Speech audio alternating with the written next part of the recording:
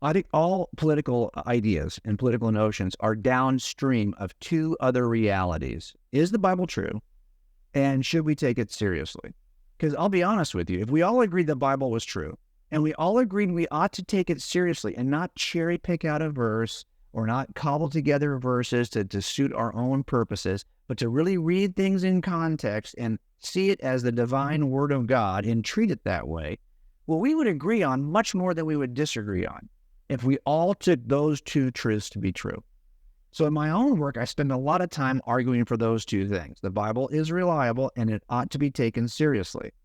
And that's where I spend most of my time. At the same time, I live in the real world and I get to see all the stuff that's happening here in America. And I think this, like for example, with statues and monuments. Look, a couple things practically. I don't know that there's any people group in the history of people groups who can say that our group has a completely clean history going back to Adam, okay? No, every people group has something in its past for which it should be ashamed. And all of us as individuals can say, oh, actually, I have something in my past personally for which I can be ashamed. So if we're going to say we can only put people in statues or monuments for which there is no dirt, no ugliness in their background, then let's get rid of all monuments. Okay. But I do think our fascination with monuments, and my son Jimmy just wrote an article about this on our website at coldcasechristianity.com, there is something in it that is similar to C.S. Lewis's argument from desire. Now, I'll read you the article, just the last paragraph, so you can see what I mean. And I think he's got a good point. And his point is that why do we like monuments? Why do we want to create monuments of mere humans that we know are imperfect? It's not like any monument is built. At the time you're creating it, you're kind of weighing and saying, well, there's more good to this guy or gal than there is bad. But there's some bad because we're not perfect creatures. And what Jimmy noticed was it's kind of like C.S. Lewis's argument from desire. So let me read you C.S. Lewis's argument from desire from Mere Christianity, where he wrote it this way. Creatures are not born with desires unless satisfaction for these desires exists.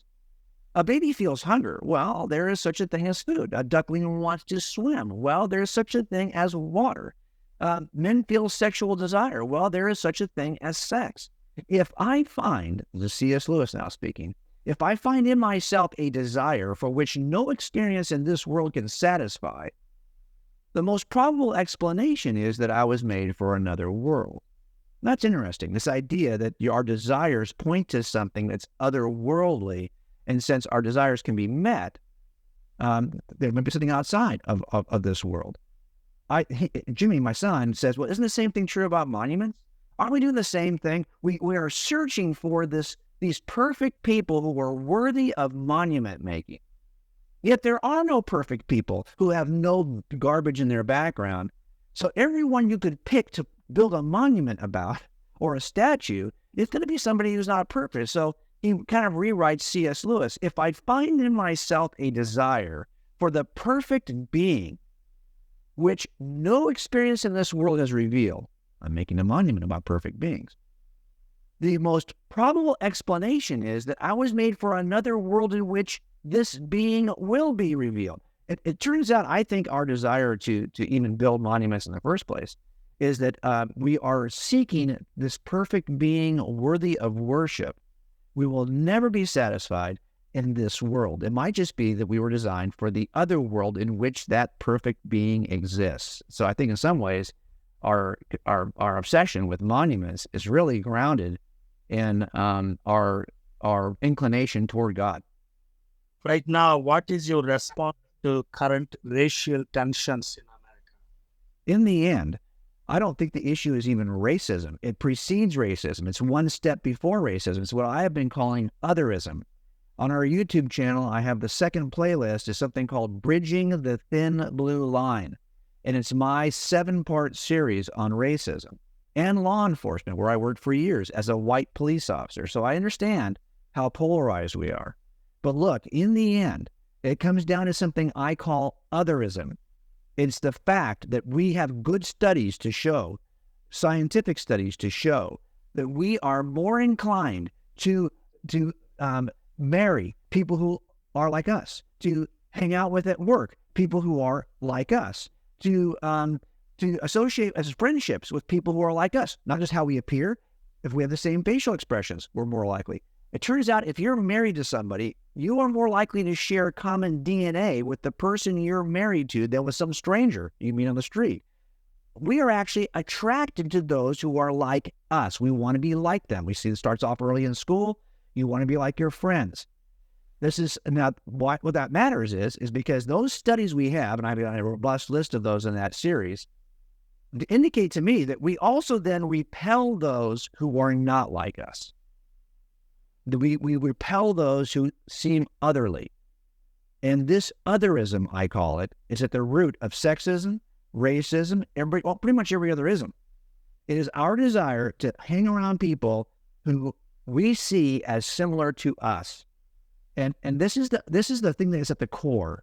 Now, it turns out that's grounded in pride, this idea that I like me, and therefore I like people who are like me. And everybody else who's not like me, I don't like so much. That's a pride issue, and that's at the root of our sin problem. And that's what drives otherism. That will not be solved by a government program or a law. It won't, because that's an outward-in approach. We have a problem with otherism that only is solved inside out, not with government, but with gospel. It turns out the only thing that is ever going to fix this is our understanding that we are of the same family, where there is no racial distinction, no ethnic distinction, and certainly no color distinction. We are image bearers, created by God as a unique family. Nowhere in the Old or New Testament does God ever use his word to describe anyone by their skin color. There are lots of people of color in the Bible that you don't even know are people of color because were not described that way. But we know based on where they were living, and if we do some homework, we can determine they are people of color. But color doesn't matter to God. He does not judge people by outward appearances, as we see in 1 Samuel, right? He judges them by the inward appearance. My whole point is that we're not going to solve this problem with the government. And we can argue it and put strategies in place. What I think we're doing instead is because we're such otherists, we have such a sin problem, that the more you tell us we must do something, the more we kind of quietly and pridefully say, no. And my fear is now that what we've developed is a kind of insidious, quiet otherism that is more entrenched, because if you're going to tell me I must do something, most fallen humans will resist that. This is why freedom is so big, right?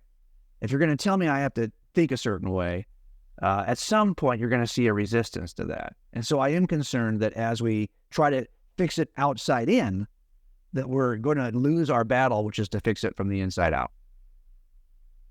Okay, very good. Thank you. So we have these calls like to defund the police departments. As a white Christian police officer, how do you react to this? I mean, in the Bible, that God instituted government, law enforcement, part of the government, but significant media is abandoning that worldview. Sure. How do you respond to? Well, okay, I'm going to say something very controversial, but I've been saying it for years, and I taught ethics at my agency. Look, what we are angry about is when we see police agencies that violate the principles that they actually are supposed to uphold. This does not mean that we then go and eliminate police agencies. Here's why. It turns out that I don't care what government you're in, I don't care where you are in the world, law enforcement, here it is, this is a controversial statement, law enforcement is the one necessary profession upon which all the other professions are contingent. Law enforcement is the one necessary. It's the foundation. Here's why. If you think doctors or medical is more important, well, guess what? If you don't have the ability to charge a client and protect yourself when a client comes in and says, you misdiagnosed me and tries to kill you, it turns out you need law enforcement in place first so that doctors can act safely and without harm, because there's a lot of liability. It turns out this is true for every other group. They assume that there'll be order and structure that is in the civilization so they can operate without being harmed. If you look at our state, our state in California, our city, our states in the United States, you'll find that every local law enforcement agency was founded on the same day that the state was founded.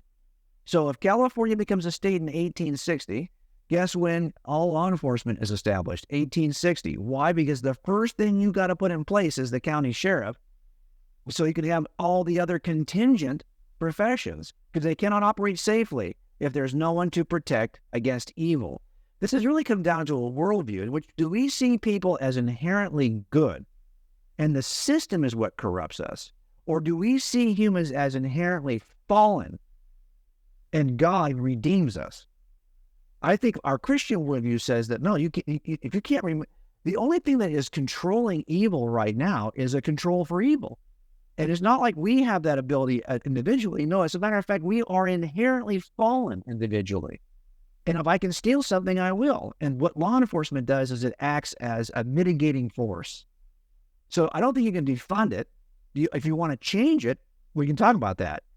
But it's such a necessary, and by the way, when I say it's the one necessary profession, I don't mean to elevate this in some ways to say, well, we're special. No. We're the foundation upon which all the other professions are built. And the foundation of your house, you probably haven't thought about it right now. How many times have you looked down at your floor right now and thought about what's under that carpet? No, you don't do that.